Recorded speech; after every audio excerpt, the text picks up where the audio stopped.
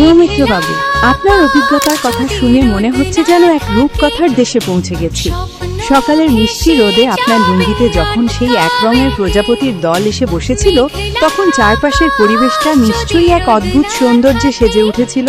ভাবুন তো, কেমন একটা শান্ত ছন্দ তৈরি হয়েছিল বাতাসে। এই সুন্দর দৃশ্যটি দেখে আপনার মনের অনুভূতি কেমন ছিল?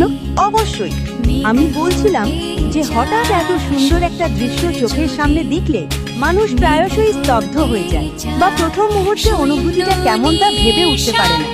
আপনার ওই মুহূর্তের এই হতবাক হয়ে যাওয়াটাও একটা সুন্দর স্মৃতির অংশ হয়ে রইল।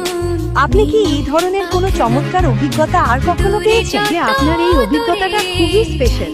এমন সুন্দর ও বিরল ঘটনা হয়তো আপনার জীবনে আর কখনো নাও ঘটতে পারে।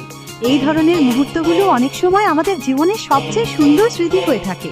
আপনার কি আরো কোনো এরকম অদ্ভুত ও সুন্দর ঘটনা মনে পড়ছে যা আপনি আমার সাথে শেয়ার করতে চান?